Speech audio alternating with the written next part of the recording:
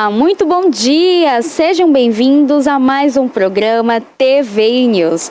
Quero agradecer o seu carinho, a sua audiência, você ligadinho através do canal 24.2 pela operadora TVC, a TV Cabo aqui em todo o sul da Bahia.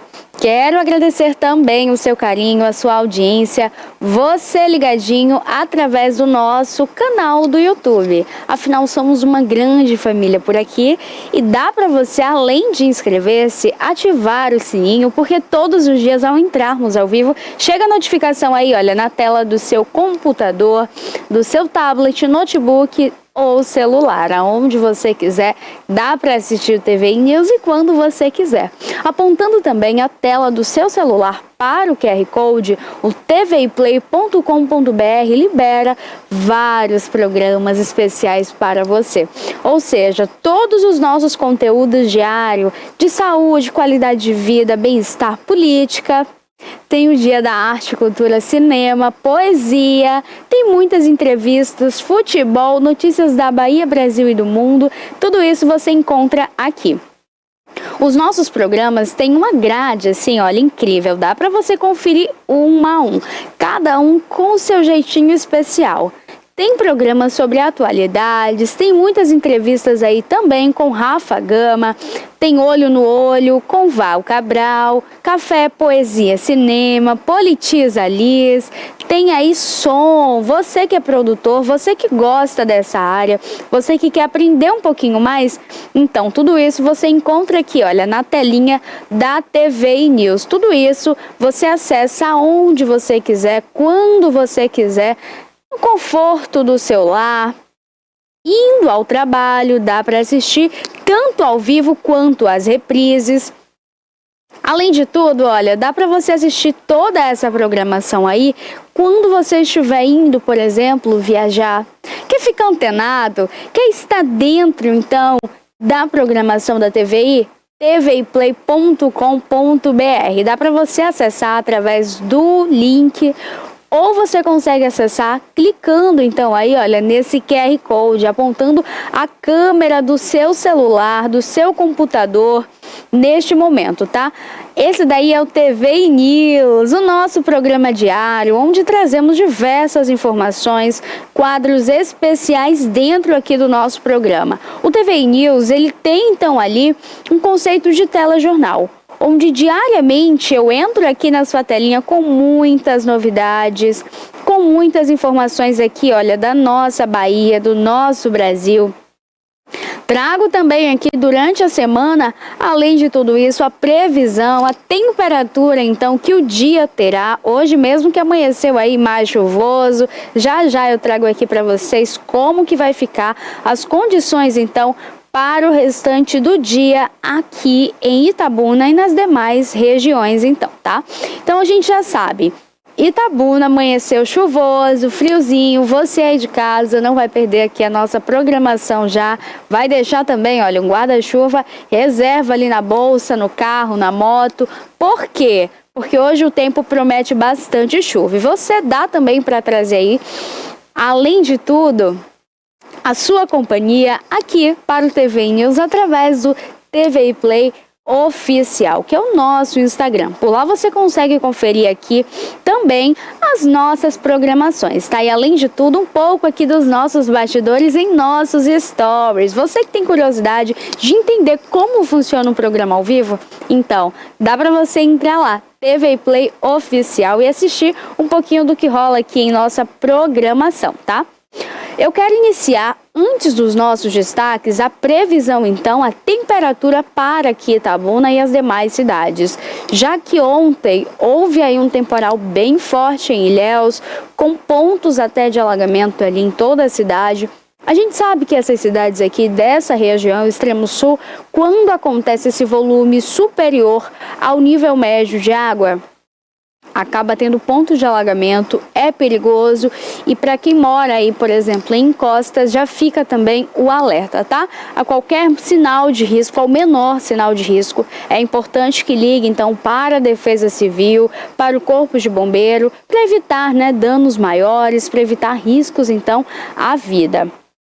Olha, eu quero iniciar então aqui com Ilhéus. Ilhéus, nesse momento, a sensação térmica é de 27 graus, predominantemente nublado. As condições então aí começaram a partir de 9 horas em Ilhéus ali já de chuva forte. Há condições para Ilhéus do tempo ficar mais firme e virar a partir ali, olha, de 1 hora. A partir das 13 horas, então, pode ser que o tempo fique ali mais seco, pode acontecer do sol dar uma aparecida, do dia ficar mais bonito. Para quem tá viajando, ou você que quer curtir um pouco da sua praia, desse ambiente gostoso, né? Um mar, comer uma muqueca, aproveitar com a família, tomar uma aguinha de coco, então, pode ser que a partir das 3 horas o tempo fique mais firme, então chegando ali a máxima de 28 graus. Mínima então para Ilhéus é de 24 graus. Itacaré, chuva, em chuva nesse momento, sensação térmica de 26 graus, a máxima chega aí a 27, mínima 24. Chuva forte em Itacaré, então não tem ali condições então de sol para o restante do dia. Porém, o tempo pode ficar ali firme, pode dar uma clareada a mais, porque nesse momento está uma chuva muito forte. As nuvens que estavam ali pairando sobre Ilhéus, elas foram carregadas daqui de Itabuna para lá. E o vento, como ontem teve uma ventania muito forte em Ilhéus, as nuvens carregadas então foram para Itacaré. Por isso é esperado aí um volume muito grande de chuva em Itacaré. Olha, Itabuna nesse momento predominantemente nublado, alguns pontos aqui da cidade dá para ver ali o sol, um diazinho bonito, porém é esperado chuva também aqui para Itabuna a partir ali de 1 hora. A partir das 13 horas pode acontecer de ter uma chuvinha, uma garoa, mas não é esperado esse volume intenso de chuva que aconteceu na quarta-feira aqui na cidade. A sensação térmica neste momento é de 27 graus, predominantemente nublado, máxima de 28 graus, mínima de 22 graus. Final de semana em Itabuna também promete calor, hein? Promete solzão, então dá para você aí, olha, já aproveitar um sol. A gente gosta, o itabunense gosta do sol, porque a chuva a gente já sabe, alguns pontos da cidade acaba tendo alagamento, prejudica também o trânsito, congestiona a cidade. Então o solzão vai aparecer neste final de semana aqui em Itabuna. Olha, você que nos assiste aí também de Itajuípe, predominantemente nublado, a sensação térmica então aí dos termômetros é de 26 graus. Chuva forte então aí para o restante do dia em Itajuípe. Máxima podendo chegar a 28 graus, mínima de 22 graus. É esperado chuva aí pelo menos até segunda-feira em Itajuípe. Ibicaraí, 25 graus nesse momento. A máxima chega ali a 27, mínima de 21. Neste momento está predominantemente nublado. É esperado ali uma chuvazinha para o restante do dia em Ibicaraí. É 55% de chance de chuvas, ou seja, a chuva que vem aí promete, hein? Chuva forte em Ibicaraí. Uruçuca também tem condições chuvosas, 85% de chance, então em Uruçuca vai chover também. Nesse momento está predominantemente nublado, começando a garoar. 26 graus, dá sensação térmica neste momento nos termômetros, 28 graus aí pode atingir como máxima e a mínima 22 graus. Olha, então já você que mora Itabuna, Uruçuca, Ilhéus, Itajuípe, Ibicaraí, Itacaré, já fica por dentro aqui, olha, da nossa previsão para sair de casa já com um casaquinho, evitar, porque às vezes pode não ser aquela chuva tão forte, o volume esperado para a cidade, mas aquela garoazinha chata que a gente pega durante o dia a dia, sabe? Vai pegar uma moto, está caminhando, vai entrar no carro. Então, essa chuva ela gripa. Porque esse tempo quente, esse calor extremo que a gente não aguenta, bebe água, fica agoniado, quer ventilador, quer ar-condicionado, quer tomar um banho gelado e de repente já dá uma umedecida no tempo, então acaba que a imunidade baixa e eu e você não quer ficar doente, né? A gente quer ficar com a saúde firme, forte para trabalhar. Ontem foi dia do trabalhador, a galera que vai à luta, eu diria que são as pessoas que fazem o mundo acontecer, né? O trabalhador é quem dá essa força, esse brilho. Então o trabalhador tem que ter saúde, ele tem que ter garra para fornecer aí todos os tipos de serviços e produtos para a sociedade. Então vamos se cuidar, beber bastante água, porque apesar desse tempo aí, olha, com chuva, com garoa, tá quente, hein? Tá quente, é um tempo quente, é um tempo úmido que a gente não sabe nem o que esperar, né? Mas aqui com o TV News você fica por dentro de tudo, fica bem antenado. Olha, eu já quero iniciar aqui então os nossos destaques do dia com a notícia bem triste, né? O falecimento de um homem de 46 anos que ele morreu após ser atingido então por um raio. Devido a essas fortes chuvas aqui então no interior da Bahia, acabou que um local de zona rural em Canápolis, no oeste aqui da Bahia, um homem de 46 anos então morreu após ser atingido por um raio. Olha, a vítima foi identificada como Adailton Antônio da Guarda. Ele estava em uma fazenda quando ele foi surpreendido por essa descarga elétrica. A tragédia aconteceu na região da Fazenda Jurema, onde Adailton morava com a sua família. Ela também foi atingida, a esposa do Adailton, mas sobreviveu após ser socorrida ali por moradores também dessa mesma fazenda e foi levada a uma unidade de saúde. Após o atendimento médico, ela foi liberada. E o Departamento de Polícia Técnica fez ali toda a investigação para entender quais foram os últimos passos, o que aconteceu de fato com o Adailton no momento daquela descarga elétrica que culminou no falecimento do mesmo. O corpo dele foi encaminhado ali para o Instituto Médico Legal, o IML, e passou então por necrópsia.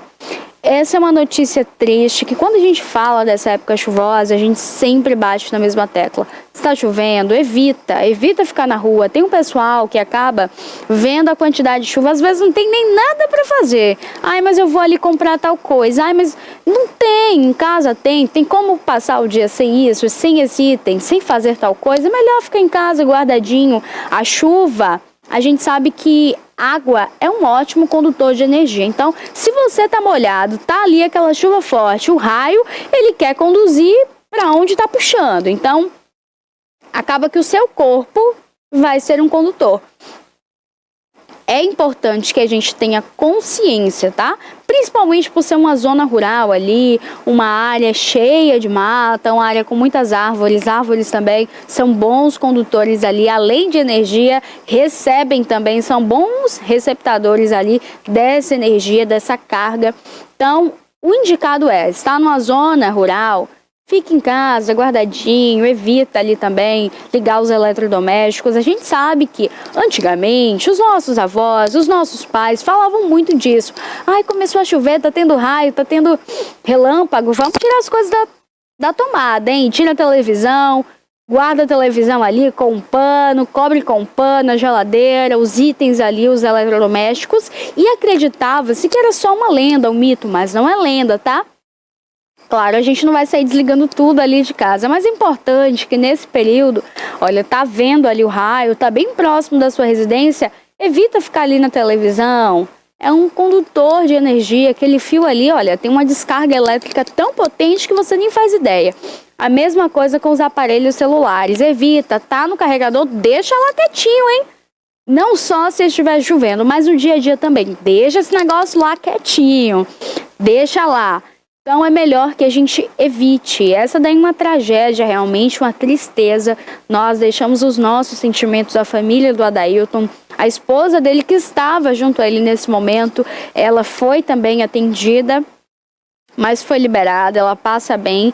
É realmente um momento de susto ali, imagina, né? Uma situação muito triste, muito complicada, muito difícil, né? Um dia chuvoso que culminou numa tragédia. Então fica essa diquinha aí para você de casa também. Evitar estar ligando ali os aparelhos eletrônicos, evitar estar exposto à chuva, porque de fato a chuva, a água conduz muita energia, né? Então é melhor a gente evitar do que tentar depois melhorar ou minimizar a situação.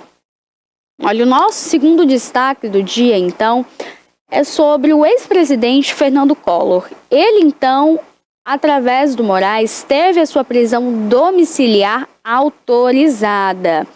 Ele poderá cumprir a pena de 8 anos e 1 mês de prisão domiciliar. A decisão, então, é do ministro Alexandre de Moraes, do STF, o Supremo Tribunal Federal, que acatou então a recomendação da PGR, a Procuradoria-Geral da República, baseada então ali em laudos médicos fornecidos pela defesa do ex-presidente, que alegou a idade avançada, o transtorno de bipolaridade, mal de Parkinson e a apneia do sono.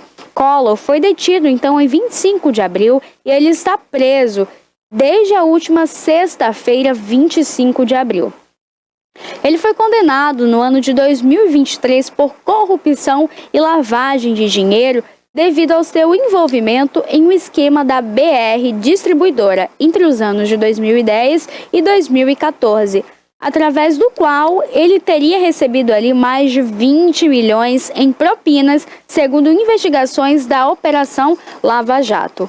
Olha, ele foi preso ali então em Alagoas e, além de ser preso em Alagoas, tinha uma passagem ali que a Polícia Federal conseguiu, através de investigações, entender que ele iria para Brasília. Essa foi a tese ali então da defesa quando a polícia contestou sobre essa passagem comprada para o dia seguinte em nome do Fernando Collor, tá?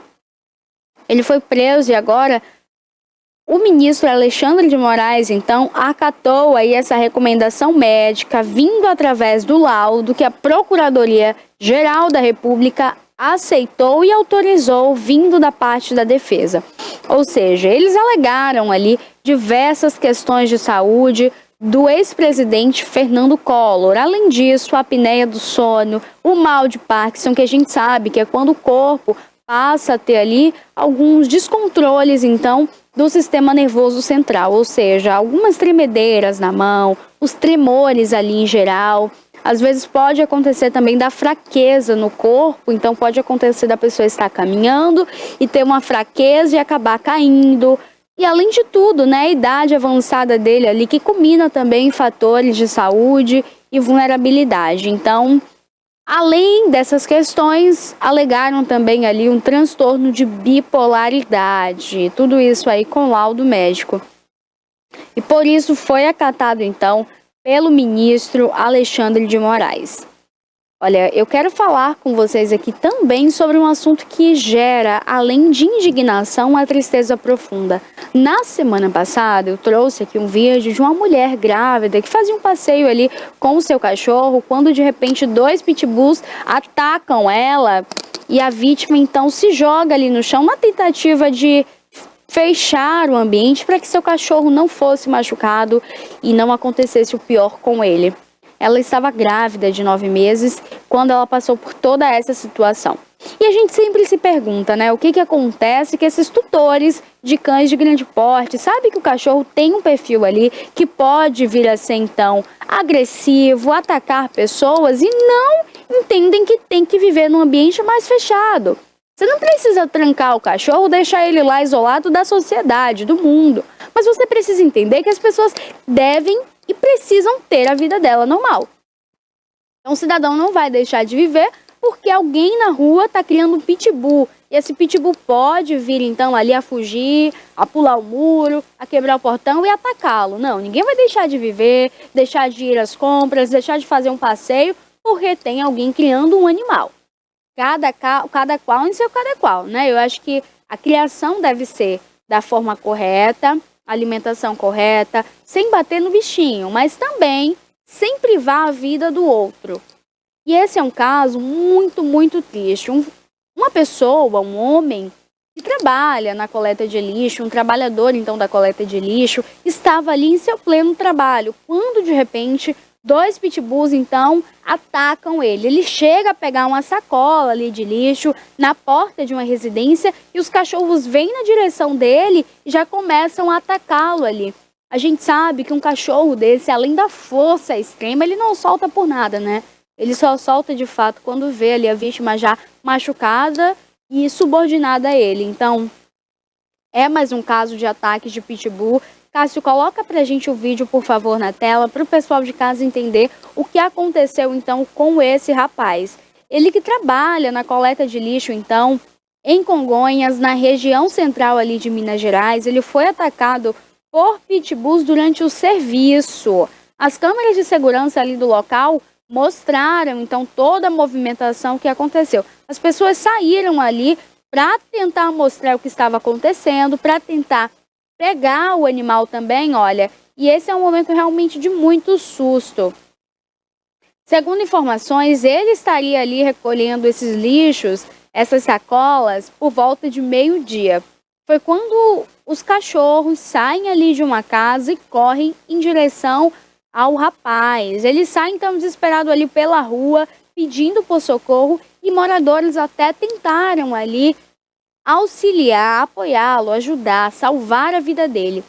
A gente fica sem entender, né? Porque assim, é mais um caso, além de quem vai também ali atender, sai correndo. O pessoal saiu até correndo também, com medo, né? Os cachorros entram também no estabelecimento e o funcionário, o rapaz ali da coleta, também entra assustado, com medo.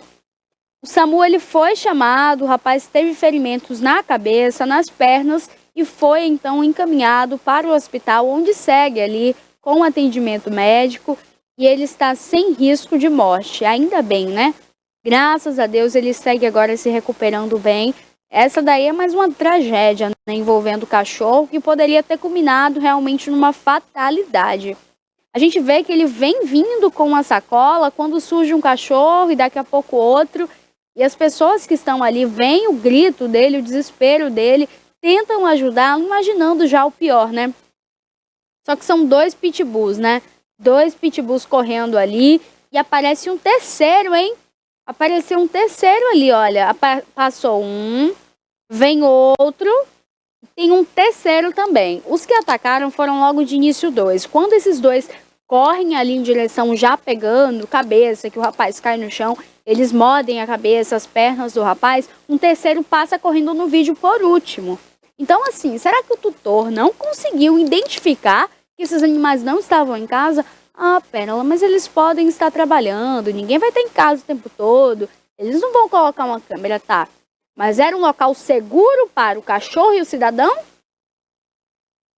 Aí a gente já não sabe, né? Então precisa haver uma lei agora que proíba. Se você não tem condições de colocar um suporte digno para o cachorro, tanto ficar seguro quanto para a pessoa, infelizmente você não pode ter essa raça.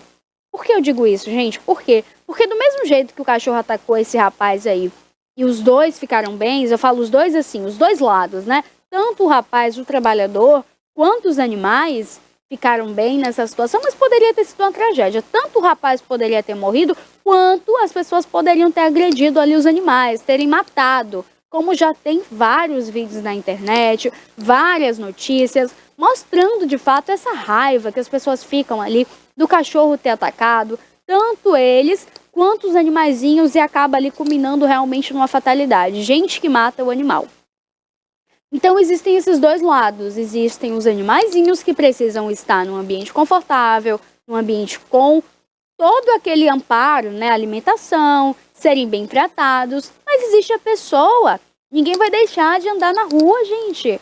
As pessoas não podem deixar de viver a sua vida normalmente porque alguém tem um cachorro de grande porte que pode vir a atacar. Então você não pode passar nessa rua. Não é assim que as coisas funcionam, né? Então precisa agora aí, olha, de algumas leis ou de uma lei que consiga proibir a criação, então, desses animais dentro de residência que não tenha esse suporte específico. Um portão com grade, a grade alta, um muro alto, tá? O cachorro, se vai passear, é na focinheira, infelizmente. Não são medidas drásticas, severas, graves. São medidas ali, então, que vai trazer, então, qualidade de vida tanto para o animal, que vai estar apto a viver em sociedade, sem correr risco nenhum e sem oferecer risco nenhum ao ser humano também, né? Essa daí é uma tragédia realmente muito difícil de se falar, porque a gente entende que existem esses 2 lados. E os donos dos animais nem aí apareceram, né? Então essa é uma questão aí, além de ser necessário ser mais discutido, cabe às autoridades agora criarem aí medidas que proíbam, porque não dá mais para a gente aceitar, né? Quantas pessoas precisam ser vítimas para que isso mude? Acredito que já deu o que tinha de dar. Olha, e hoje também é dia de Politiza Liz. Politiza Liz com Lisdeile Nobre e Larissa Araújo. Um programa que fala de política, um programa que traz aqui melhorias e fala de atualidade. Ou seja, tudo isso em um só lugar. Pode rodar a vinheta, porque hoje é dia de Politiza Liz. Politiza Liz.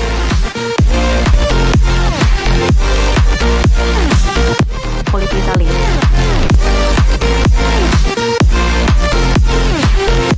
Politiza Liz. Politiza Liz.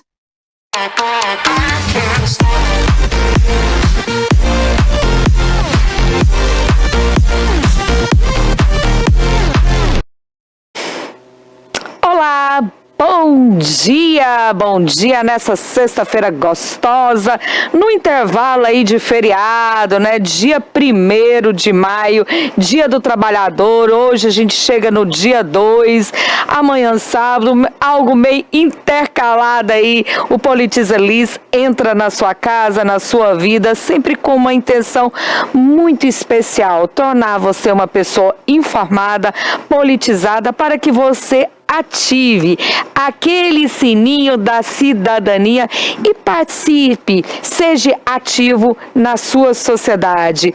Então, meu nome é Lisdeile Nobre e eu já estou aqui com a minha companheira de palco, de bancada. Bom dia, Larissa Araújo, como vai? Bom dia, Lisdeile Nobre. Sejam todos e todas bem-vindos a mais uma edição do Politiza, né? E essa semana a gente preparou os destaques mais, assim, surpreendentes, digamos assim, que nós tivemos aqui em diversos cenários, principalmente no cenário político, não é verdade? É, semana bem agitada, né, Larissa? Antes da gente começar a falar desses destaques especificamente, eu queria chamar a atenção de vocês para um destaque especial que nós aqui da TVI estamos fazendo em todos os programas. Nós temos uma colega apresentadora e a mãe dela está passando por um momento delicado desse momento e vai precisar fazer uma cirurgia. E a gente está precisando que você, que esteja apto a fazer a doação de sangue, possa comparecer ao banco e fazer essa doação. Eu vou passar para vocês aqui o nome, né, os dados, Lisdeile, que são necessários para que você possa se encaminhar diretamente ao banco. Então, se você é daqui de Itabuna ou de Ilhéus, você pode se direcionar à Santa Casa, né, de Misericórdia, e você vai mencionar o nome da... Só um instante. Da mãe da nossa apresentadora. Da nossa apresentadora. Maria Nininha dos Santos. Então, você que pode ir lá fazer a sua doação, você vai lá e mencionar Maria Nininha dos Santos. Você vai informar que ela está internada no Hospital de Salvador, mas essa doação de sangue pode ser feita em qualquer, informação importante até, em qualquer hospital da Bahia. É isso, é um procedimento muito comum, quando você tem um parente, tem um amigo, né, que vai fazer uma cirurgia, os bancos de sangue estão sempre em campanha e solicita aí as doações nesse momento, né, que esse paciente vai precisar de sangue, mas a sua doação vai ser importante não só para esse paciente, como a Maria Nininha, que é mãe de uma apresentadora aqui da TVI, mas também a sua doação será importante para outras vidas, para outros pacientes, e com certeza o seu sangue será muito, muito útil e com certeza pode salvar vidas, né, Larissa? Exatamente. Maria Nininha dos Santos, ela está internada no Hospital Roberto Santos, em Salvador, e a cirurgia dela estava agendada para segunda-feira, essa que se passou. Porém, teve que ser suspensa por uma insuficiência no banco de sangue. Então, essa transfusão que é feita, né, essa doação que é feita, pode ser feita em qualquer hospital da Bahia. Eles têm um mecanismo de fazer chegar nos centros onde mais necessitam. Então, você que pode doar, está apto ali, não deixe de doar, até mesmo com uma certa frequência. Se eu não me engano, acredito que seja de 6 em 6 meses. 6 em 6 meses. E quem faz a doação ganha os exames, né? Faz um check-up aí quando você faz essa doação. É um gesto de amor. Então vamos aos destaques, Larissa. Semana quente na cidade de Itabuna, não foi? Muito, bastante. Encerrando o mês agora, né, de abril, amanhã já, 1º de maio, Dia do Trabalhador. E ontem, trabalhadores também da classe dos professores foram às ruas e manifestaram. Na verdade, Lisdeile, eles não foram diretamente para a rua. A gente tem muito o que comentar sobre o dia de ontem, porque os professores têm uma demanda que eles buscam ser atendidas pelo Executivo, pela ordem da Prefeitura de Itabuna, e ao chegar na Câmara de Vereadores, que estava marcada ontem para ter a sessão na Câmara de Vereadores, eles esperavam ser ali representados, ouvidos pelos vereadores. No entanto, devido à baixa frequência ali, apenas 6 vereadores compareceram na Câmara de Vereadores e a sessão mal começou, já foi dada como encerrada, o que provocou, como vocês podem ver aí na tela, né, a revolta dos professores que levantaram seus cartazes, levantaram ali os banners em protesto, reivindicando a presença dos vereadores na Câmara de Vereadores. Olha, o prefeito Augusto Castro, a gestão municipal, Larissa, vem passando por diversas manifestações. Uma delas é na educação, nós tivemos na saúde, na infraestrutura, e ele começou a semana com uma inauguração que eu julgo muito importante para a cidade de Itabuna, que é a revitalização da Orla, né, da Orla Beira Rio. Aquele local ali, né, na avenida, uma das avenidas principais, o coração de Itabuna, realmente necessitava muito de uma revitalização. Aquele local tinha, né, agora se espera que não tenha mais, um fluxo intenso de tráfico de drogas. A comercialização ali de drogas era intensa, de crack, maconha, né? Tanto a guarda municipal atua bravamente enfrentando aquele tráfico ali no centro da cidade, como a Polícia Civil, a Polícia Militar, já realizou diversas operações. E a revitalização daquela área, sem sombra de dúvida, vai afugentar esse tráfico naquela região e vai tornar aquela região um instrumento usável, né? Um instrumento acessível para a população, que vai ficar com menos, não vai ficar tão assim inseguro de circular naquela área ali, que parece que vai ter, terá quiosque, tem até um espaço para cachorro, né? Um espaço pet, pista para fazer caminhada, parque infantil. Porém, um dia depois, né, numa sessão da Câmara de Vereadores, tá lá mais uma reivindicação, né, mais um protesto. Como você bem disse, Larissa explicou bem, as professoras já vêm com essa demanda, né, dos professores que foram, segundo o SIMP, que é o Sindicato das Professoras Municipais, essas professoras teriam sido demitidas, né, as aposentadas de forma ilegal, irregulamentar, e vem com ações na justiça, e elas foram também levar essa demanda para a Câmara de Vereadores. Então, elas chegaram lá e foram surpreendidas com baixíssimo quórum de vereadores, e o vereador Thales, que estava presidindo a sessão, encerrou, né, essa sessão sobre a alegação do baixíssimo contingente de vereadores, baixíssimo quórum, e não foi possível. As professoras ficaram revoltadas, né? Foram vários gritos de protesto, e elas fizeram uma sessão simbólica na rua. Isso chamou a atenção muito da população nessa última terça-feira. Muito. Agora, é válido a gente salientar aqui nessa discussão, Lisdeile, a importância de haver uma assembleia, de estar ali, a participação popular. E a gente sempre fala a respeito disso.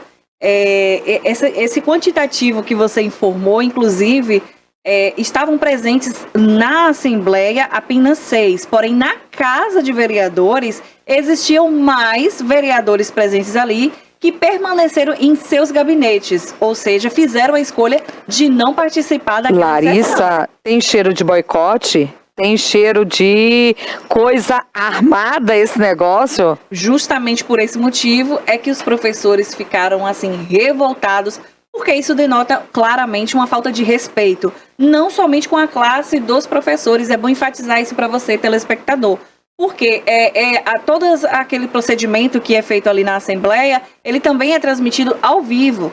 Então você que está em casa, você também pode acompanhar, além das pessoas que vão lá pessoalmente participar dessa assembleia. Então, ou seja, não foi somente a classe dos professores que foram prejudicadas por não poderem participar ali. E a gente clama aqui, né, Lisdeile frequentemente também fala da importância das pessoas participarem de eventos, de sessões da Câmara de Vereadores, e aí a gente vê vereadores com essa postura ainda não justificaram as ausências. A gente precisa frisar isso, porque é necessário que os vereadores justifiquem as suas ausências, apresentem alguma explicação, né, uma justificativa para a sociedade, justamente.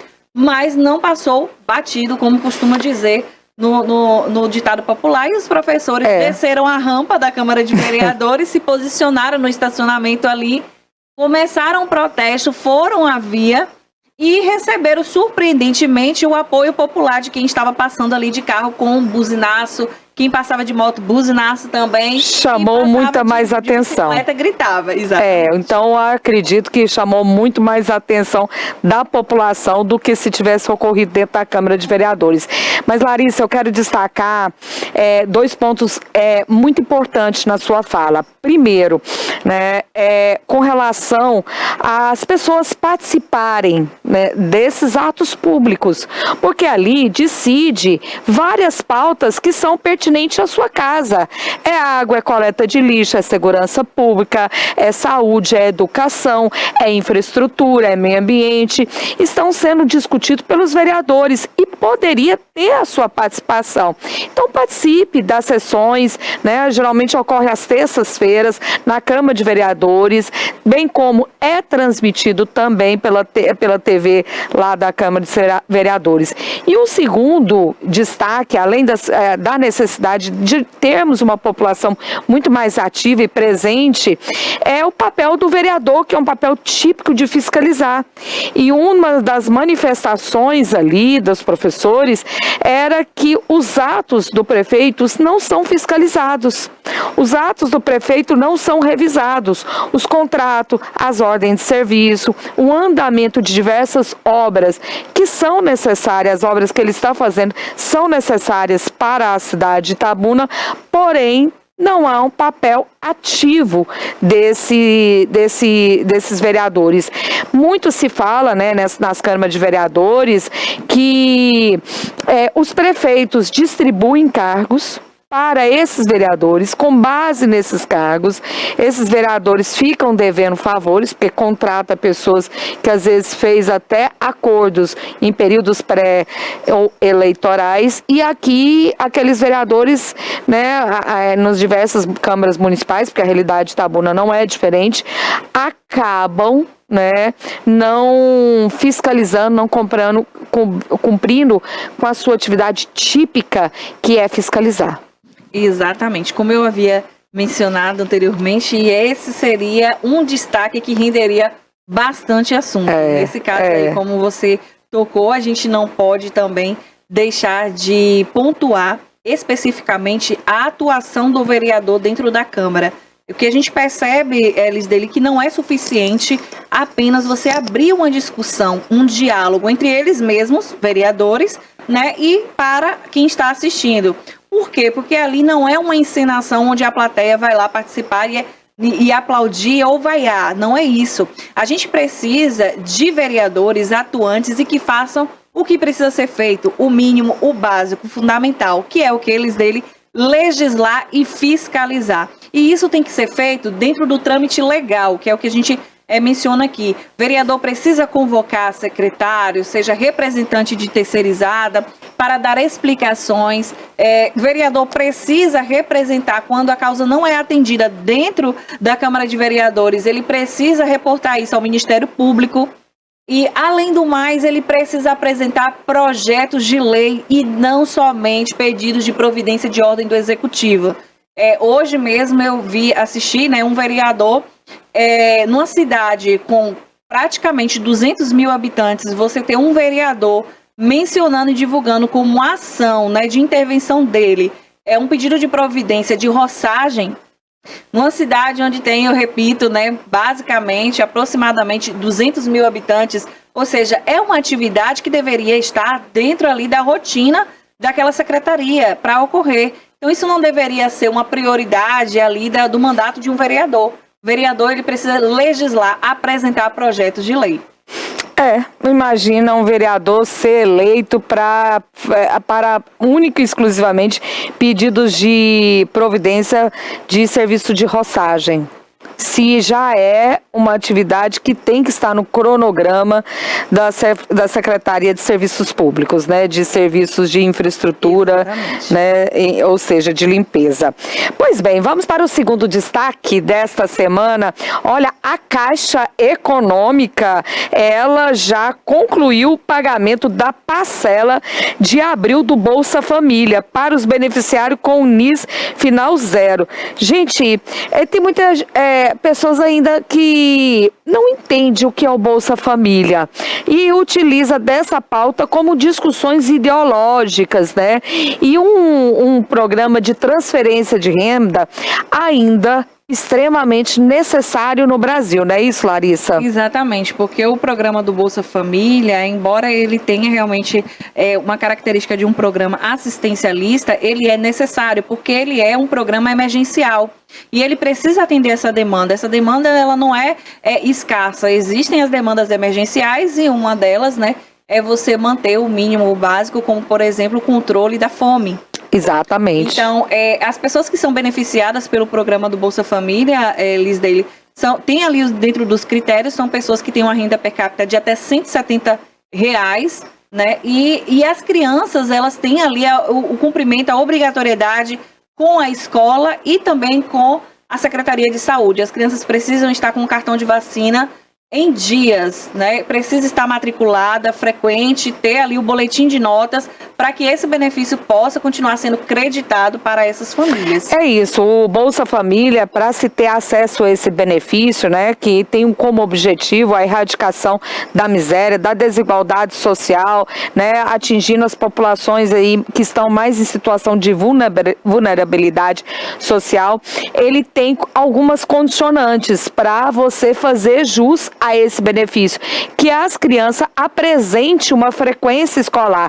Por exemplo, crianças aí de até 6 anos têm que ter 85% de frequência escolar, bem como as crianças entre, acho que se eu não falha a memória, entre 7 anos a 17, 15 anos de idade, tem que ter 75% de frequência escolar, bem como a carteira de vacina dessas crianças tem que estar em dia. E se for gestante ou mulher que teve parto há pouco tempo, tem que frequentar o posto de saúde, fazer o pré-natal ali e também o acompanhamento da nutrição de crianças até 6 anos. Com base nessas condicionantes, a família pode fazer jus aí ao benefício do Bolsa Família, que faz uma diferença tremenda para diversas famílias brasileiras. Então a Caixa Econômica aí concluiu a última parcela, então pagou todo mundo aí no mês de abril. No mês de abril. Inclusive é importante a gente dizer aqui que ao indício de qualquer irregularidade, né, ou de fraude dentro desse programa, né, de alguma família que possa estar recebendo de forma equivocada, o benefício é suspenso imediatamente. E comprovada a irregularidade, a família é cancelada do cadastro. Então, essa família ela não tem mais direito ao auxílio, né? Então, a gente precisa mencionar sobre isso, porque, como o Lisdeli falou, a pobreza é uma problemática não somente do nosso país, mas do mundo todo. E uma das formas aqui do nosso país, evidentemente, atestada, inclusive, pelas estatísticas, é esse programa, que é um programa emergencial, um programa que dá uma assistência ali emergencial naquele momento ali, que resgata as famílias, né, da questão da pobreza. Então são itens básicos que precisam ser comprados, né, que precisam ser mantidos para a criança, para o desenvolvimento da criança, e esse auxílio vem com isso. É isso, é um programa, a Larissa bem disse, é um programa emergencial, é para atender a população em situação de emergência. Lógico que depois do acompanhamento, aquela família já não mais necessita, retira o seu benefício e passa-se para outra família que tem necessidade. O Bolsa Família, ele enfrenta grandes desafios. Primeiro é a questão da fraude. né? É um benefício que é bastante fraudado e também sempre sofrendo aperto aí no orçamento, no orçamento fiscal e também muitas pressões sociais em cima desse programa. Sem falar na época da política, das eleições também, pressões políticas em cima do do programa Bolsa Família. E aí eu vou fazer uma crítica, né, generalizada, Lisdeile, que não somente o Bolsa Família, ele é um programa emergencial, como a gente também no Brasil tem outros programas emergenciais e talvez a gente não tivesse tantos programas emergenciais assistencialistas se nós fôssemos aplicar na prática políticas públicas. Porque as políticas públicas, elas realmente é o que muda o padrão de vida das pessoas. Então, realmente o que tira as pessoas da condição da pobreza e da miséria é a política pública. O programa, ele existe para não deixar esse cenário se atenuar naquelas famílias. Mas o que realmente vai mudar ali o cenário social são políticas públicas. Até porque pessoas alimentadas, elas acabam não sendo beneficiadas por outros programas, não alcançando outros programas. Por exemplo, se a criança está com fome, evidentemente que ela não vai para a escola. Né? Se a mãe não consegue alimentar esse filho durante a sua gestação, esse filho talvez não venha nem nascer, né? Então, ou seja, o primeiro programa, né, o mínimo existencial que a gente fala no direito é um programa que dê alimentação, que dê sustento, que dê pelo menos ali uma bolsa para que possa ser feita aquela feira. A gente sabe que ainda não é o suficiente, né, para tantas demandas de um orçamento doméstico, mas contribui sim para o sustento de diversas famílias. Falar em família, Larissa, vamos falar de casamento? Essa semana um namoro deu certo. Um namoro que deu liga, um namoro que namorou, mas casou. Um casamento político, mas a gente não está falando de casamento de gente, né, Larissa? Não, simbolicamente. A gente está falando de casamento de partidos e isso tem um nome, se chama federação. E quem casou, Larissa? Conta aí pra gente. União Brasil, né, se incluiu agora aí nessa federação, inclusive. Vamos fazer 2 destaques em um. Vamos. Recentemente, na quinta-feira passada, o vice-presidente do União Brasil, que é a ACM Neto, esteve aqui presente na nossa região, mais especificamente em Ilhéus, e ele comentou a respeito dessa federação, dessa possível união e da importância que isso traria. Agora, Lisdeile, a União Brasil, juntamente com essa federação, torna-se, então, um partido também com aquela base ali federativa maior. Larissa, e maior e bem consubstanciada. Tão maior que ele é capaz de ser uma federação que possa fazer diferença nas votações legislativas e definir o rumo de eleições. Larissa, para você ter ideia, eu tenho aqui os números, deixa eu só localizar aqui no meu anotadinho, reunindo 109 deputados. Segundo informações, hoje é a maior bancada do Congresso Nacional, com 109 deputados, 14 senadores e 6 governadores, né? Segundo os dados, é a maior bancada do Congresso Nacional. E se eles têm a maior bancada do Congresso Nacional, de fato, essa galera toda tem um peso enorme em projetos de leis, em leis que serão possivelmente aprovadas, e lendo aí o manifesto da federação, Larissa, eu verifiquei o manifesto dos 2 partidos que agora se juntaram por um casamento no mínimo de 4 anos, eles têm várias pretensões econômicas com essa federação. Então, ele provavelmente, boa pauta desse grupo aí que se juntou, né, que já estão chamando de União Progressista, essa União Progressista deve ir principalmente atacar no bom sentido, né, ser objeto de votações, pautas econômicas que, segundo eles, para a gente tirar uma estagnação da economia. Segundo eles, a economia está estagnada, então eles devem colocar aí vários projetos de pauta fiscal, social e, sobretudo, econômica. Querem dar uma fomentada e também, eu julgo, necessária na economia brasileira. Correto. E aí agora, partindo, Lisdeile, da política do casamento, vamos para outro cenário também bastante impactante aqui no nosso país, que é o futebol, esporte, né? Essa semana nós tivemos polêmica também na área do esporte, né? A possível mudança da segunda camisa da seleção brasileira para a cor vermelha. E isso causou um frisson de todos os lados, desde quem entende de futebol a quem entende de política, deram ali uma mexida, fizeram uma salada de fruta e aí até pesquisa saiu a respeito dessa escolha, né? Dessa possível escolha de mudança da cor da camisa da seleção brasileira. Larissa, eu confesso que eu fiquei surpresa. Desde que eu entendo por gente, tá ali Galvão Bueno, que ficou um dos mais indignados, né? Um dos grandes da camisa. Um dos grandes transmissores aí dos jogos da seleção brasileira, Galvão Bueno. Se a gente conhece a voz de Galvão Bueno, é pelas transmissões de diversos jogos da seleção, principalmente em Copas do Mundo.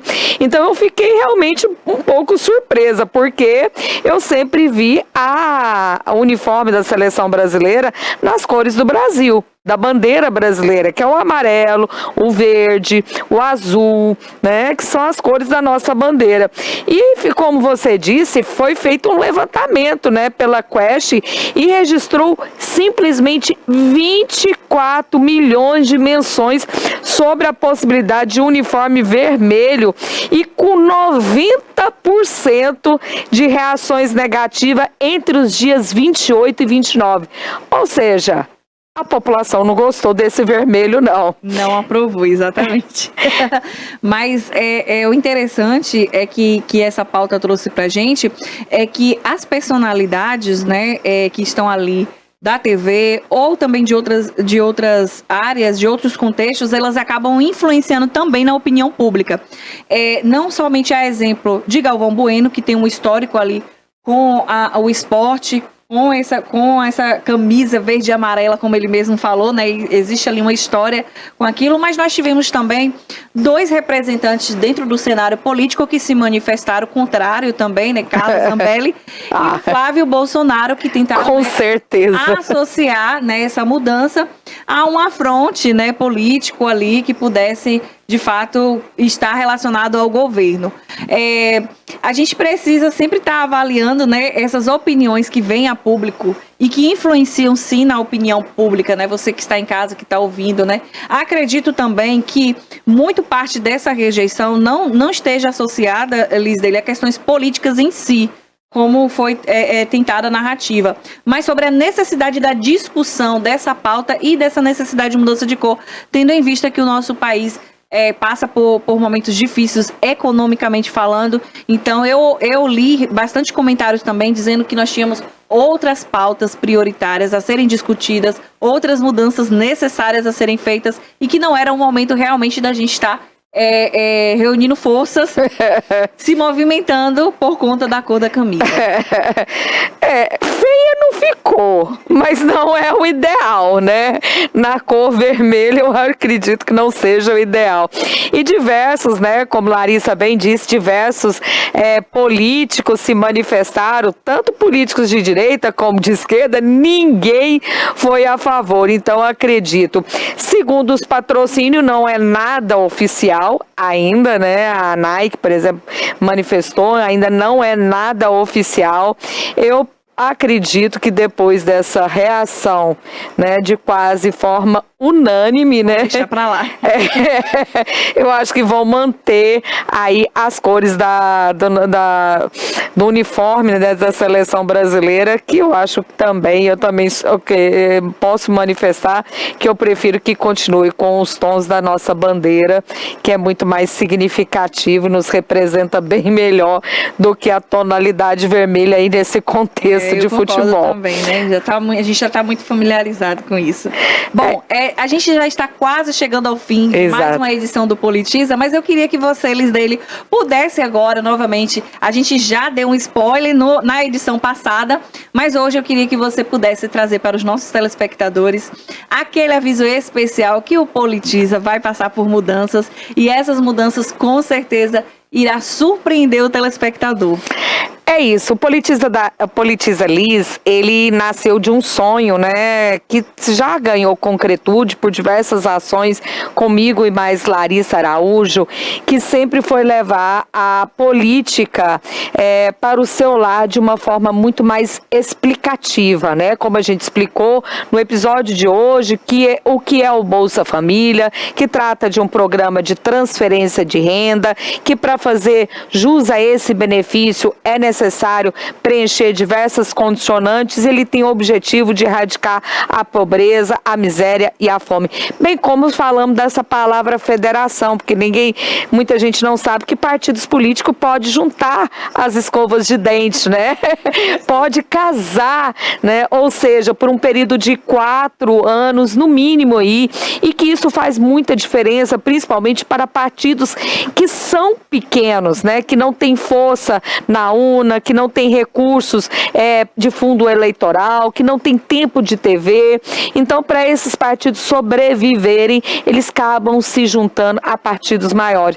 Existem opiniões contra, a favores, né? Brigas internas dentro de partidos políticos, discussões, conflitos, mas a federação ela já existe no Brasil. Outro exemplo é o PSOL, né, com a Rede, tem o DEM, né, com o PSDB, e agora concretizou a União Brasil. Então o Politiza Liz é esse programa que informa, mas também explica.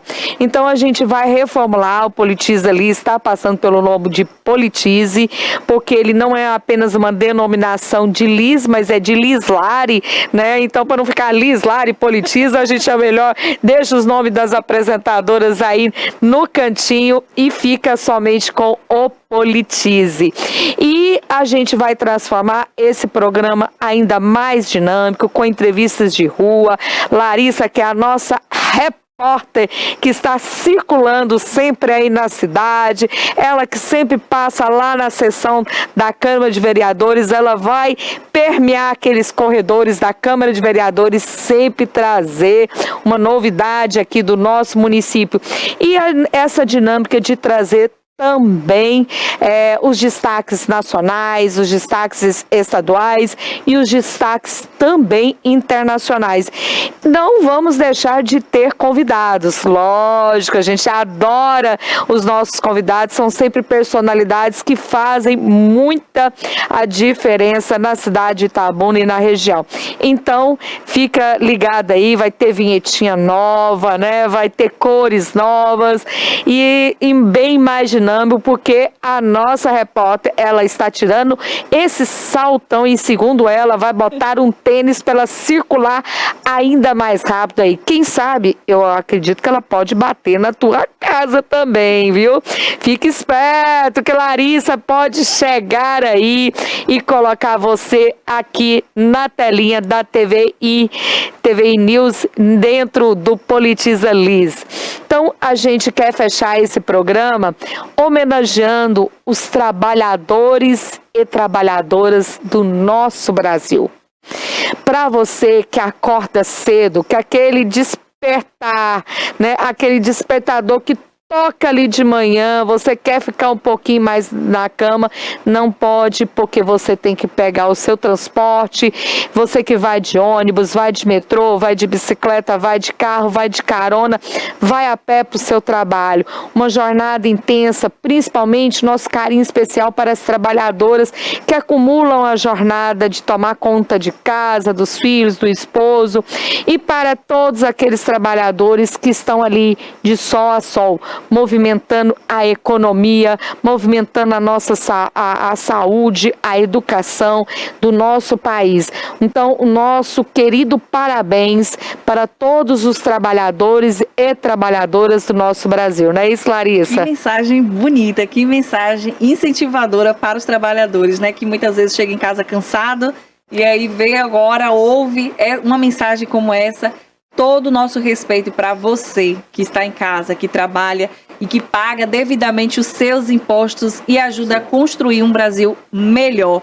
É por vocês que eu e Liz Daily damos a voz para que todos os políticos, independente de questões partidárias, respeitem o dinheiro público e saibam aplicar devidamente através de políticas públicas. Para vocês, os nossos parabéns e toda a nossa consideração.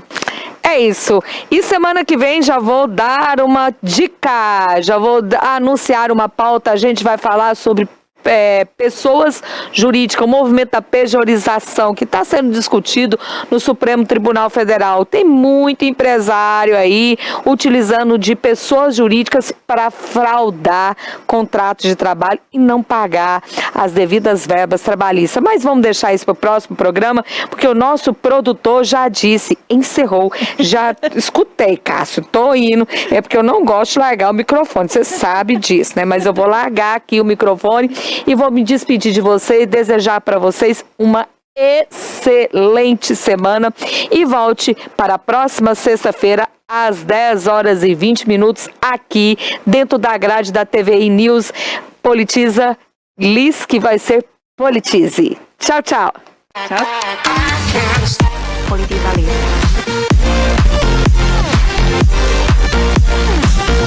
Politiza Liz.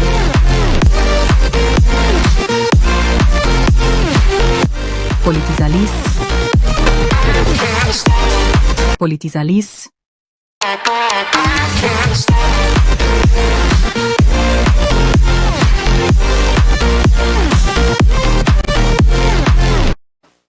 Olha, estou de volta com vocês e já quero iniciar aqui falando sobre o assunto com Kleber Torres em mais um episódio com entrevista, aprendizado, cultura, arte, cinema e tudo isso em um só lugar, viu? Ele que traz política, ele que fala de cultura, ele que fala sobre tudo. E você aí de casa, olha, tem mais um episódio especial. Pode rodar a vinheta, Cássio.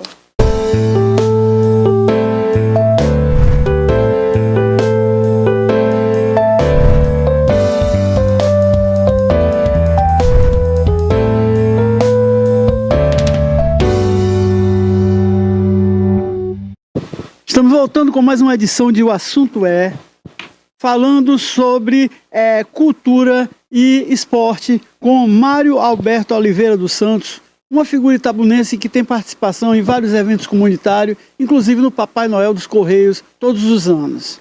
Mas esse ano, dessa vez, nós vamos falar desse assunto. Vamos falar da primeira corrida do bode, que tem uma versão Kids, e também de uma biblioteca comunitária que ele está montando através de doações da população e que deve estar em funcionamento em breve. Mário, o que é a corrida do bode? Como é que foi idealizada? Bom dia, Kleber. Bom dia a todos que nos assistem. A primeira corrida do bode é um evento inédito aqui no Brasil. Será a primeira corrida do bode do Brasil. Será realizada no dia 1º de junho, aqui em Itabuna, né? Durante a pandemia, as pessoas ficaram muito em casa, deixaram de fazer atividades físicas, né? Engordaram, enfim.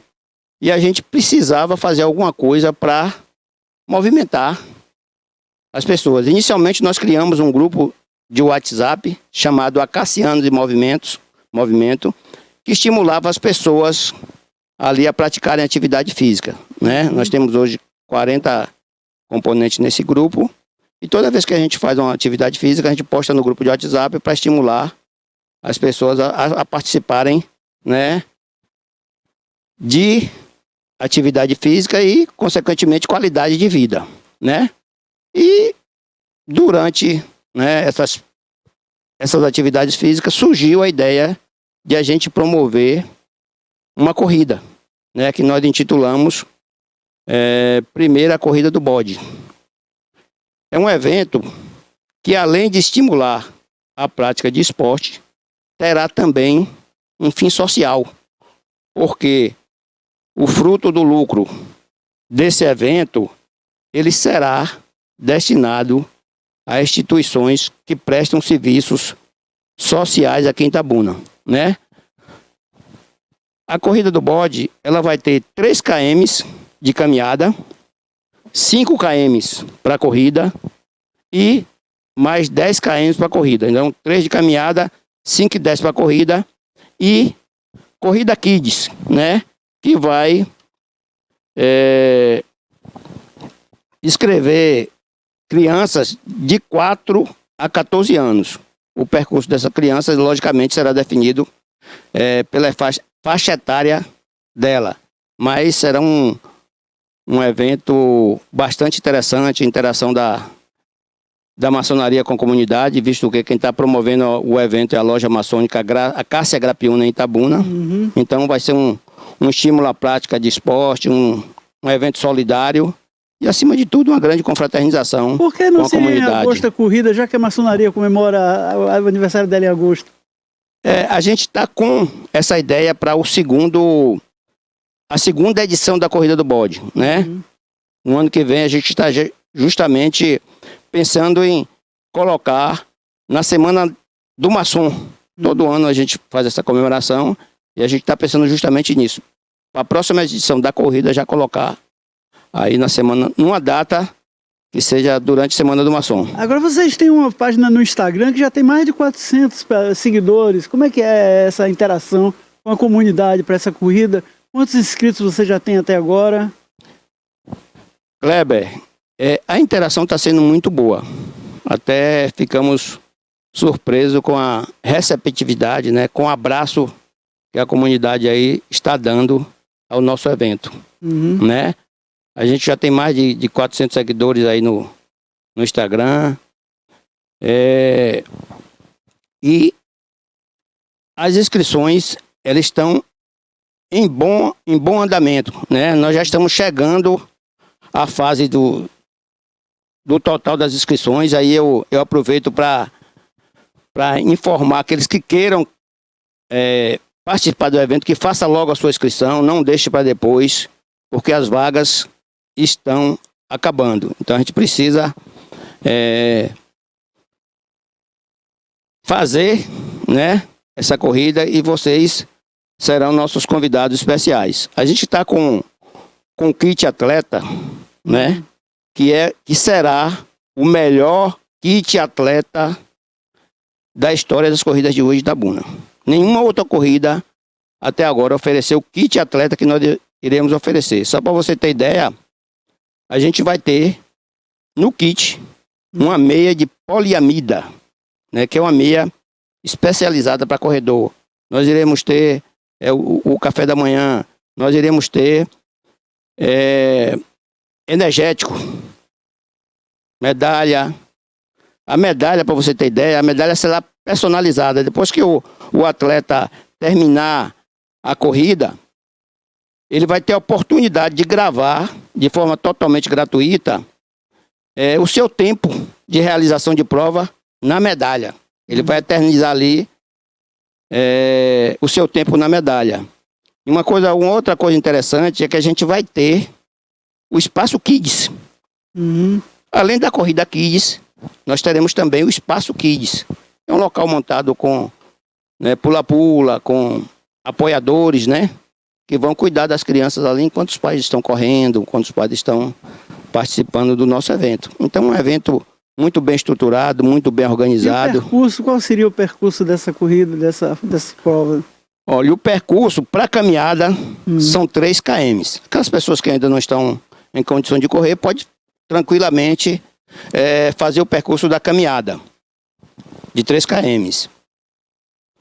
Para a corrida, serão 5 quilômetros e 10 quilômetros. E para a corrida Kids, né, de 4 a 5 anos, nós teremos 50 metros. De 6 a 8 anos, 100 metros. De 9 a 11 anos, 200 metros. E de 12 a 14 anos, 500 metros. Então, esses serão aí os trajetos, né, as distâncias percorridas, tanto pelas crianças como pelos adultos. Mas assim, ali pela beira-rio, pelo lado do Góes Calmon, pelo lado de cá do rio, qual vai ser o percurso? Vai ser ali a largada vai ser próximo à Câmara de Vereadores. Próximo à Câmara de Vereadores, né? Então, quem vai fazer 10 quilômetros, por exemplo, vai até a Vila Olímpica, retorna, e aí dá outra volta para completar os 10 km. Quem vai fazer só 5, é só uma volta até mais ou menos ali a Vila Olímpica e volta, retorna. E as crianças, né, vai ter um percurso menor que é ali próximo à Câmara de Vereadores mesmo. Eu sei.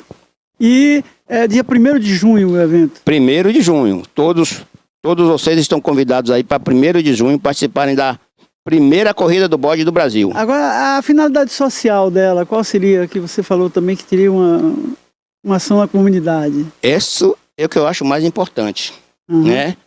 Você vai participar da corrida, você vai confraternizar com seus amigos, com a família, e você vai ajudar o próximo, né? Que nos faz bem também. Essencialmente aqueles mais necessitados. O que será ferido em termos de lucros será destinado a instituições de caridade aqui da Itabuna. A exemplo do Recanto de Potira, né, que faz um excelente trabalho aí com as mulheres gestantes, né?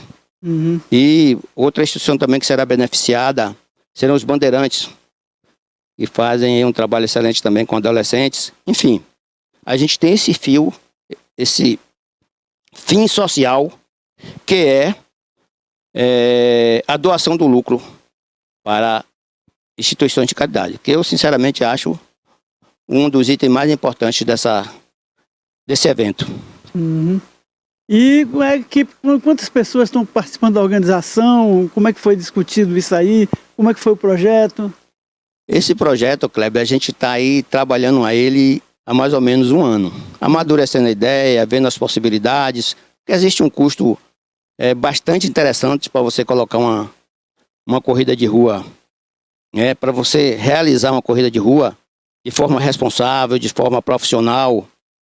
Então a gente vinha amadurecendo a ideia há mais ou menos um ano e resolvemos tomar a decisão, né? Contratou uma empresa especializada em corrida de rua, né? E é uma empresa que já faz vários eventos aqui em Itabuna. A nossa preocupação com segurança, né? Com o bem-estar de todos que vão participar do evento, tudo isso foi pensado, tudo isso foi estudado para que possamos fazer um evento de qualidade, que as pessoas possam vir para cuidar da saúde, para se divertir, para passar um dia diferente e, acima de tudo, para ajudar o próximo. E todas as lojas maçônicas participam da colaboração da estruturação, ou só foi a Casa Grapiúna que promoveu? A promoção está sendo da loja maçônica a Casa Grapiúna, que é responsável pela organização do evento. Mas está havendo participação de todas as lojas daqui de Itabuna, nem só de Itabuna como da região, né? Já temos muitos maçons inscritos na corrida, muitos sobrinhos, muitas cunhadas, e é um evento da maçonaria regional. E a premiação dos atletas? Bom, nós teremos troféus para os primeiros colocados, né, em cada categoria. Todos os participantes receberão uma medalha. Assim que concluir o percurso, receberão a medalha, né? E como já falei, com a possibilidade de gravação no tempo, né? É uma coisa inédita também aqui nas corridas de rua de Itabuna. E toda a infraestrutura, né? Que o evento está está promovendo com massagens, café da manhã, ponto de hidratação durante o percurso, enfim. É aí um evento bastante organizado. Agora você embarcou esse ano também, eu não sei se foi esse ano, na ideia de uma biblioteca comunitária. Como é que surgiu essa ideia? Como é que ela está nascendo? Kleber, hoje a gente vive a geração celular, especialmente as crianças, né? Os meninos, se você deixar, ele fica o dia inteiro no celular, né? Não tem mais acesso a um livro, não interage com outras crianças, enfim. E aí a gente precisava pensar em alguma coisa que tirasse esses meninos um pouquinho do celular, que, né, levassem a ler um livro, a interagir com outras crianças. E aí veio a ideia da biblioteca comunitária, né? O evento foi um sucesso, a campanha foi um sucesso, nós tivemos muitas doações, né? Gostaria de agradecer em público aqui a sua doação pela campanha, né? Livros de muita qualidade. E aí a gente pensou nesse evento justamente para incentivar a leitura, né? Promover a socialização entre as crianças e fazer com que elas tenham momentos diferentes. Um dos planejamentos para o funcionamento da biblioteca é trazer essas crianças um dia uma data pré-agendada e promover lá, né, uma ação com que eles sejam estimulados a fazer uma redação, tipo um concurso literário, entendeu? Promover um concurso literário. E o que a gente vai fazer é proibir a entrada de celular nesse dia. Então vai ser a interação da criança com o livro, com o lápis, com o papel, entendeu? Com outro colega. Então esse é um dos objetivos da biblioteca. Durante a campanha, a gente percebeu uma coisa interessante. Nós temos muitas pessoas idosas com o potencial assim, de conhecimento, né, muito grande, que estão, na maioria das vezes, sozinhos em casa, né? Por diversos motivos. Às vezes a família mora fora e tal, e viajou, os filhos estão estudando. E a gente viu aí também a necessidade dessas pessoas se relacionar com alguém, conversar. E a gente está pensando também um evento, né, para idosos, para fazer um chá da tarde, convidar esses idosos para bater um papo, para ler um livro. Muitos são professores, foram professores na ativa.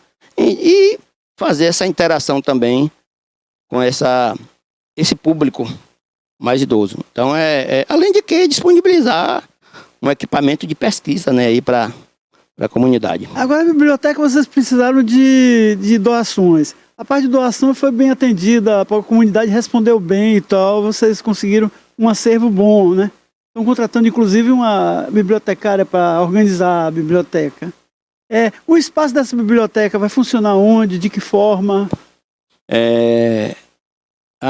O espaço físico da biblioteca vai funcionar ali na Barão do Rio Branco, né, o número 10, ali próximo à antiga Receita Federal, né?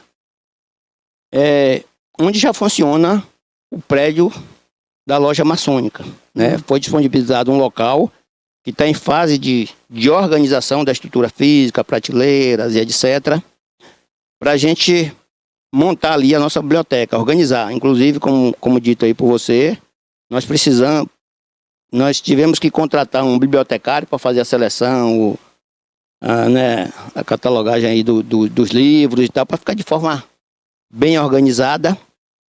E o espaço físico, né, está sendo montado. A gente acredita que até junho ela já pode estar operando, né, já pode estar aí à disposição da comunidade. E a gente acredita também que será outra ação de sucesso, mais uma vez voltado para a comunidade. Agora, quais são as dificuldades que vocês acharam para a montagem dessa biblioteca? Mão de obra é problema? Com certeza. A gente vive um momento ímpar na história, né? A gente ouve de muitos empresários aí relatos sobre dificuldades para se conseguir mão de obra. E com a gente não foi diferente, né? Às vezes é serviço básico mesmo, de predeiro, pintor, marceneiro, eletricista, enfim. A gente está tendo dificuldades, né? Tivemos dificuldade durante o processo aí de estruturação da biblioteca, mas a gente está vencendo e, com fé em Deus, em junho, a pretensão nossa já é fazer um evento aí para a biblioteca. Já tem a data da inauguração? Ainda não. A gente acredita que vai ser em junho, mas nós não definimos a data ainda. Agora a gente falou desse negócio da tecnologia da informação, disso tudo. A biblioteca vai ter computadores também para ter acesso a livros eletrônicos? Nesse primeiro momento, não. Porque a ideia nossa é estimular a leitura mesmo. De livro físico, né? Físico, exatamente. A gente precisa... Senão a gente corre o risco de essa geração passar e não conhecer um livro físico, né? Então a ideia inicial é a gente deixar o leitor completamente à vontade para circular pelas prateleiras, escolher o volume que ele vai ler, sentar, ler, né? Apreciar ali uma boa leitura. Os equipamentos de informática serão apenas de apoio nesse primeiro momento, né? Eu sei. Mas... A catalogação dos livros, a manutenção do acervo. Exatamente. É essa a ideia. Agora, para a leitura, o estímulo vai ser todo com o livro físico. Agora, vocês pensam em emprestar livros também, como outras bibliotecas fazem, ou ainda não foi cogitado esse processo? Ainda não foi cogitado o processo de empréstimo de livros, né? Mas a gente acredita que também isso será possível. Porque o conhecimento, ele só tem serventia se for ser repassado, né? Se ele ficar parado o tempo todo em uma biblioteca, talvez não cumpra a função dele de informar, de instruir, de propiciar conhecimento. Então, é uma ideia que a gente já está discutindo também, mas eu acredito que no futuro bem próximo, após funcionamento da biblioteca, a gente teremos aí empréstimos também. E que tipo de livros vocês ganharam para o acervo de vocês? Os mais diversos possíveis, porque quando a gente iniciou a campanha, a gente não colocou filtro para doação. A gente informou que seria qualquer gênero, infantil, qualquer um. Então assim foi feito, né? Nós recebemos livros de todos os gêneros e pretendemos disponibilizar esses livros ao público, né? Então, pelo que nós recebemos, sei lá, uma biblioteca bastante diversificada. E os livros didáticos velhos, alguém deu também? E o que vocês vão fazer com esse livro didático? Os livros didáticos, recebemos uma boa quantidade de livros didáticos, né? Nesse caso, a gente está pensando em uma outra doação. A gente já tem conhecimento de que tem algumas instituições que precisam de livro didático. O exemplo do Presídio também, que tem um programa de educação, entendeu? Então, escolas da zona rural, enfim, a gente já é um desdobramento dessa biblioteca, né? Fazer a doação dos livros didáticos. E como é que você começou a se envolver em questões comunitárias e tudo? Como foi assim que você iniciou essa ação na comunidade?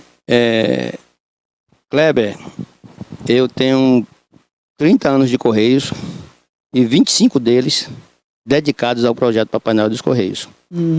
Então, a minha história da empresa ela se confunde com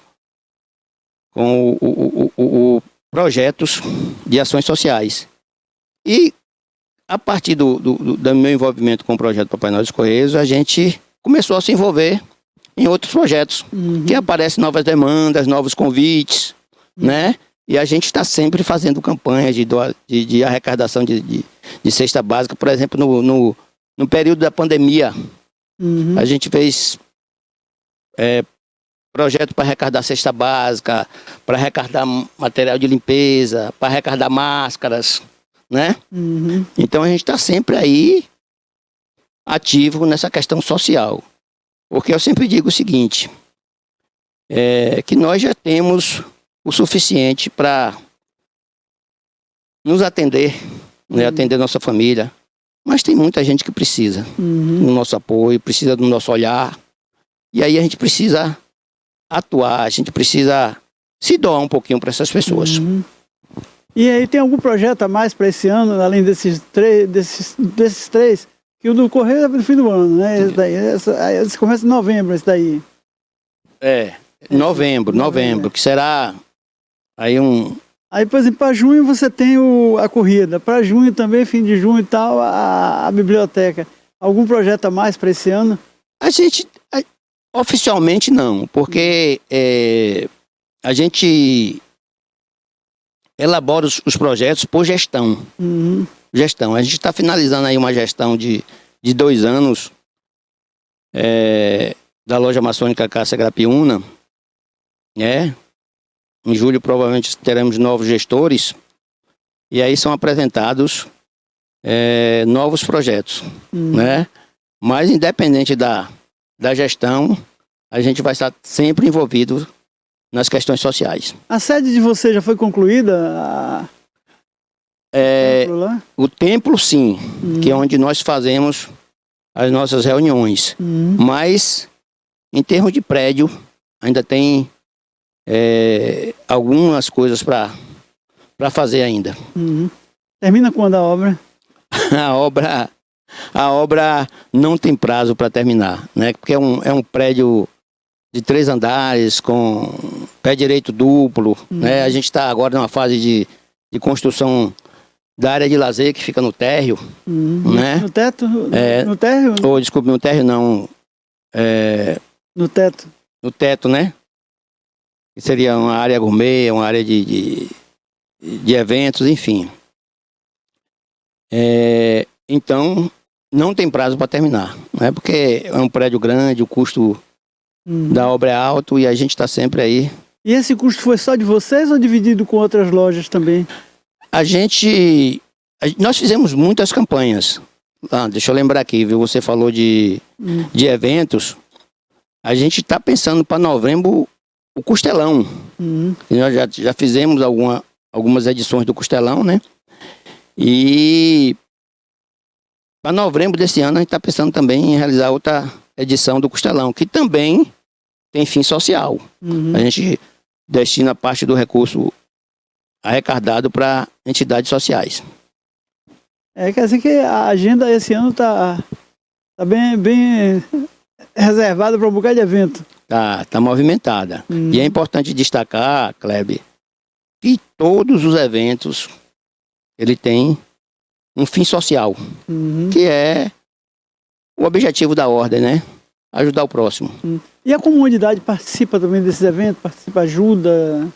A gente tem uma boa participação da comunidade, porque são eventos organizados, são eventos família, né? Para você ter ideia, o último Costelão que nós fizemos, ele foi projetado para 1.500 pessoas. E você não ouviu um empurrão durante o evento. Entendeu? Então as pessoas gostam de ir porque sabem que é um ambiente seguro, um ambiente de família. Entendeu? Nós já temos tradição na realização de eventos, né? Como boi no rolete, jantar de massa, jantar árabe, costelão, enfim. A gente já está nessa caminhada aí faz um bom tempo. Mário, eu lhe agradeço a sua presença, mas o tempo da gente é escasso, porque também já tem outro programa para entrar às 11h30. Eu lhe agradeço e a TVI está aberta para os projetos para a comunidade e para discutir os problemas da população, que numa cidade também que é carente de muita coisa. É o seguinte, para uma sugestão para esse fim de semana, um filme Kill, o Massacre do Trem, é um filme indiano de ação com muita violência, que conta a história de um roubo de um trem e um sequestro. É um filme de Nikhil Nagesh Bhatt, com Lash Lalani e Hagarav Juyal.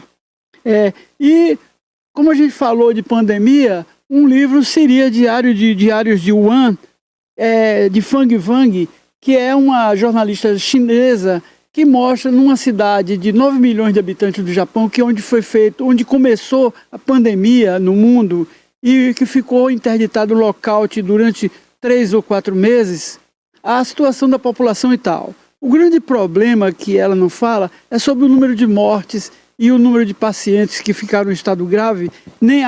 Ela ainda fala da falência do sistema de saúde e o colapso, né? Mas não fala do número de mortes nem nada, porque o governo chinês mantinha uma rígida censura nessas informações.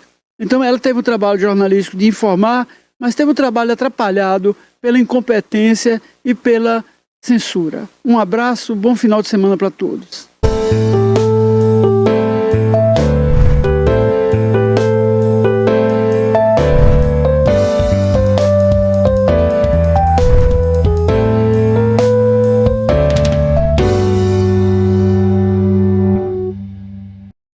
Chegamos ao fim do programa de hoje. Eu quero agradecer o seu carinho, a sua audiência, desejar um ótimo final de semana e na segunda-feira a gente está de volta, canal 24.2 ou através do nosso canal do YouTube. Um beijo especial, fiquem com Deus e até segunda.